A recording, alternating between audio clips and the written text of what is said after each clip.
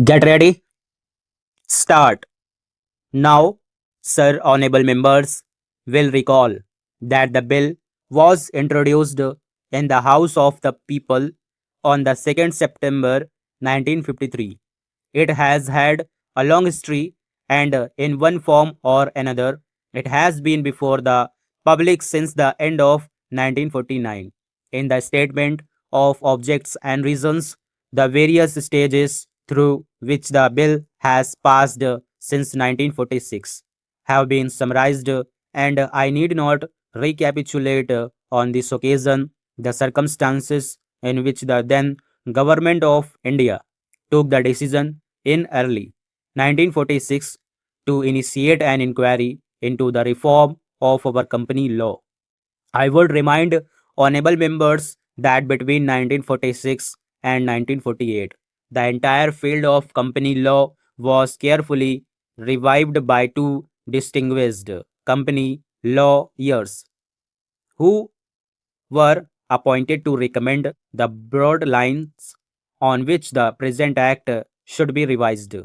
Their recommendations were examined in the then Ministry of Commerce, and certain tentative departmental views which emerged were circulated in a comprehensive memorandum to all recognized trade and industrial associations, bar associations, the high courts, and the state governments. That brought us to the end of 1949. Many representations on this memorandum were duly received from chambers of commerce, trade and industrial associations, state governments, and the general public. At the end of 1950, the government of India appointed a committee under the chairmanship of Sri Baba to go into the entire question of the revision of the Companies Act, with particular reference to its bearing on the development of trade and industry in this country. This committee examined a large number of witnesses in many parts of the country and submitted its report in March 1952. This report again was circulated to all state governments, chambers of commerce, trade associations, high courts, and many other bodies.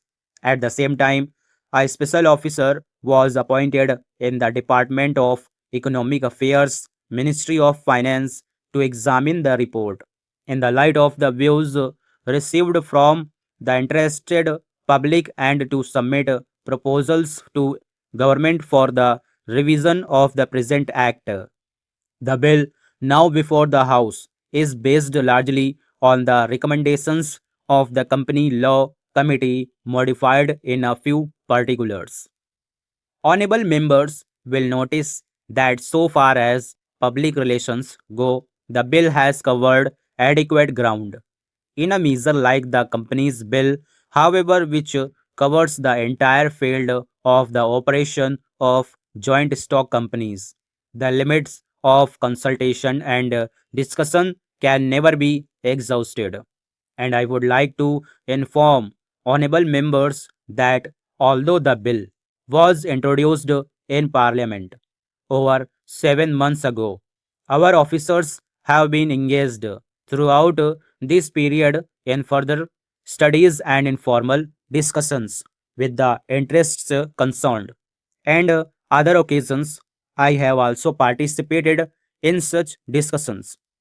I have also given some further thought to some of the issues arising out of the bill, and I propose at the appropriate stage to bring before the select committee any changes in the provisions of the bill which seem to me to be worthy of consideration.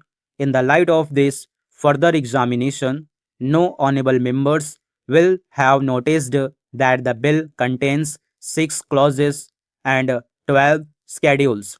I think it is probably one of the longest legislative measures in the legislative history, but its size might be regarded as misleading unless I make a few comments.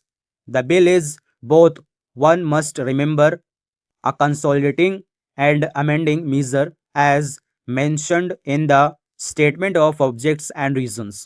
This is the first opportunity which has occurred since 1923 for the consolidation of the Companies Act.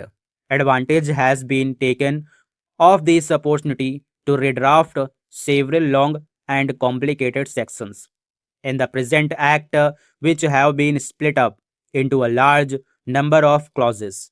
This is the largest single factor accountable for the increase in the number of clauses in the bill. New clauses embodying substantial changes in the present law would hardly constitute more than a small fraction of the bill. I would also draw attention to the structural changes in the bill to which a reference has been made in the statement of objects and reasons. The redraft of the bill and the rearrangement of the existing chapters in the Companies Act in a more logical order have, I think, resulted in a noticeable improvement in the form of the bill, and I hope will facilitate better understanding and appreciation of the scheme. I wish that the act which came into effect long ago was implemented properly.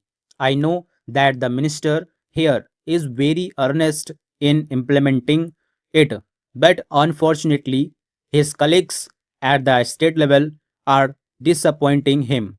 Unfortunately, no steps have been taken for trimming or toning up the administration at the state level and at the district levels.